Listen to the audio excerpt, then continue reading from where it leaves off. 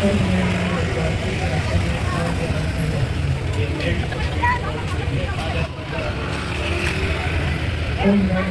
stories is first story is resurrection.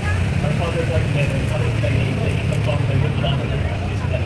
Give us this day our daily bread, and forgive us our trespasses, that we forgive those trespasses against us, and lead us not into temptation, but deliver us from evil. Hail Mary, full of grace,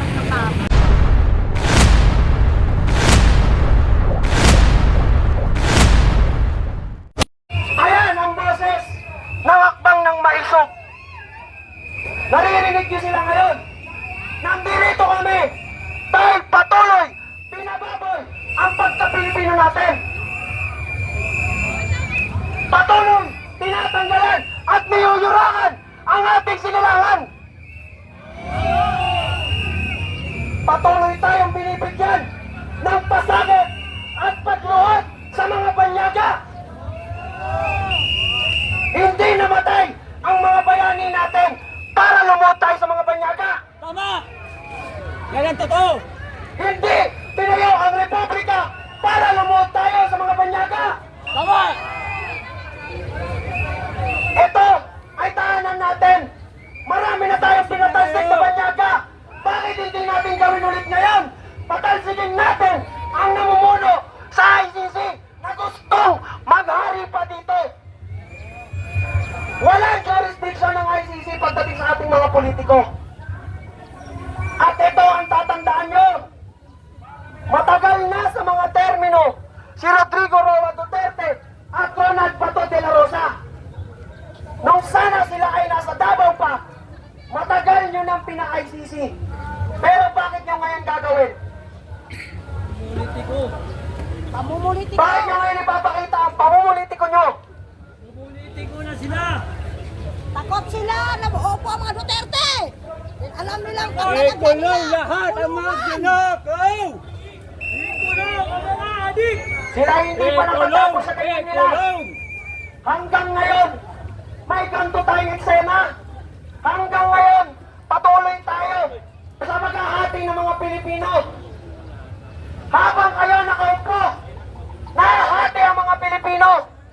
Ang mga sumusunod sa inyo, ang mga taga-suporta ng pagkukinig sa gobyerno at ang mga bayaran galing sa maleta ng pondo ng tao. Hindi tayo bayaran dito!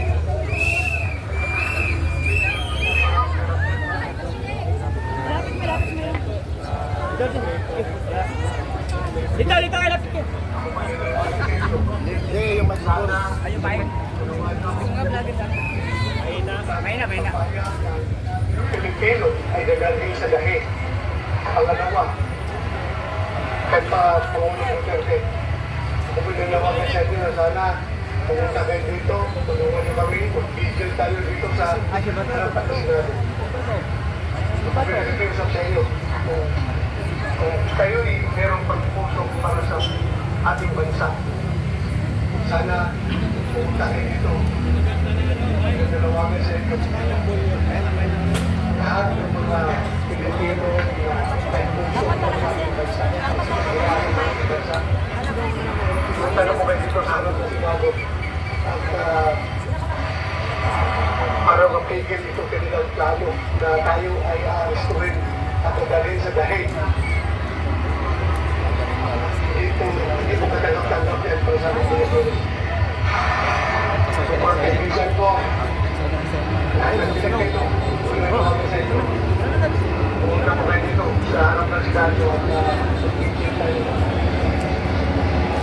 Ito pa yan, na another Pilipino dahil Walang mainstreamita sa atin dito. kung sa tapat ng pulis, tapat sa serbisyo, bakit nila ang ginaganito?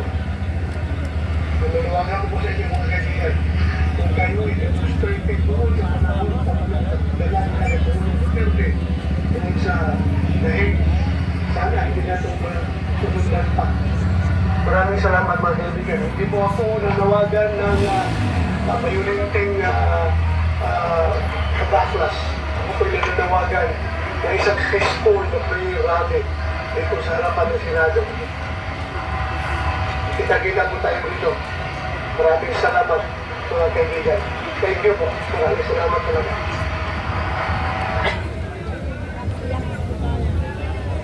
Sa mga hindi nakarinig, si retired General Ronald Bato de la Rosa ay nananawagan sa atin na sana siya ay puntahan natin, samahan natin, protektahan natin, at huwag na natin hayaan maulit ang panggagago sa atin. Mga kababayan ko, ang masasabi ko, kung patuloy tayo nahahati sa ating mga gustong interes, walang patutunguhan ang bansang Pilipinas. Ito ang oras para magkaisa, hindi para magkawatak-watak. Pero ano ginagawa ng mga kaliwa? Patuloy nilang hinahati ang Pilipino. Anak ng puta, galit na galit kayo sa Amerika, pero papayag kayo sa mga taga-Netherlands. Hindi ba banyaga yan?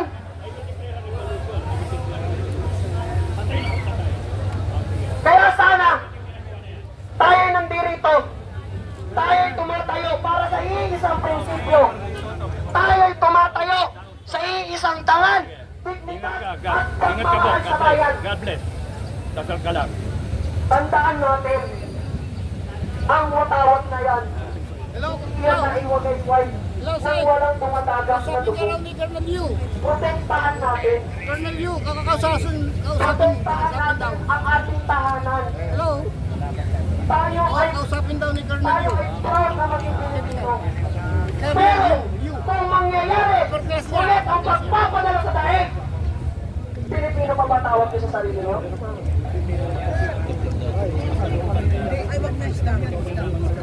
Kaya ipakita natin sa mga alagpores na mahilig sa pera ng taong bayan, hindi na sa pera nila, hindi na sa pampabastos, pambababay, at panggagago sa tahanan natin.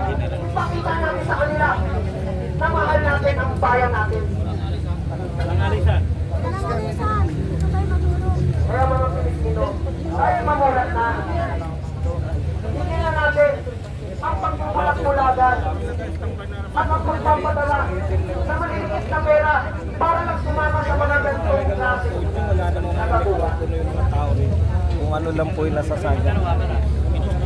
Maraming sa akin ang pagod at mas pagod na pagod na rin ang mga politiko ng gagago. Hindi lang yun ang gagago. Pagod na din ang mga politiko gustong ituwid ang serbisyo. Katugos ka na? Oo. Kaya ako yung may isa! Mahal nyo ba Pilipinas? Mahal! Mahal nyo ba ang pasilangan nyo? Mahal! Handa ba kayong protektahan ang ating tahanan? Pues, ngayon natin ipakita ang pagkakaisa. Naway kabayan tayo ng may kapal. Hindi ang kagaya ng mga nasa kaliwang makakapal.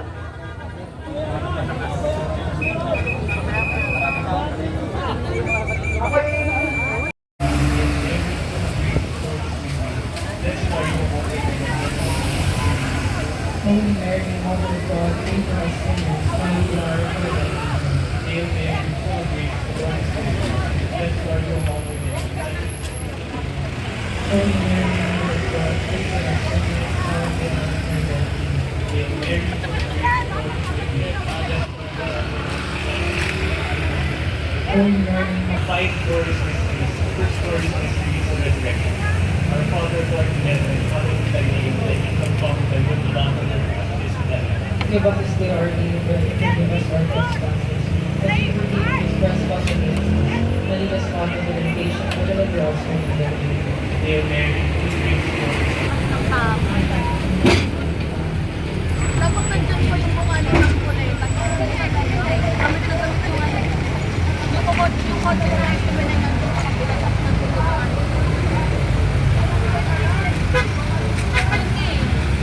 Parang hindi, pag magkabot kasi sila, feeling ko matakaw ng tension.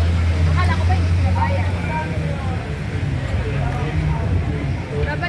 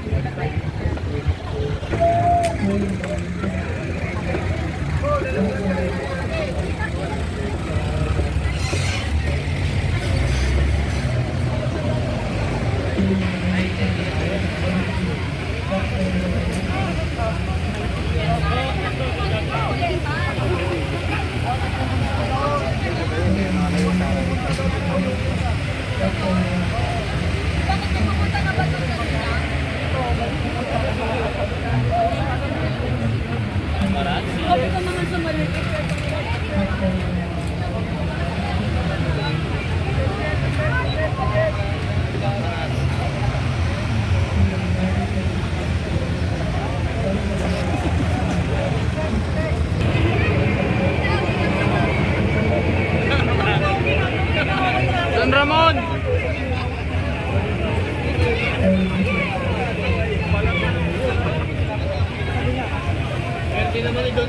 Ganyan po yung ugali ng mga DPS.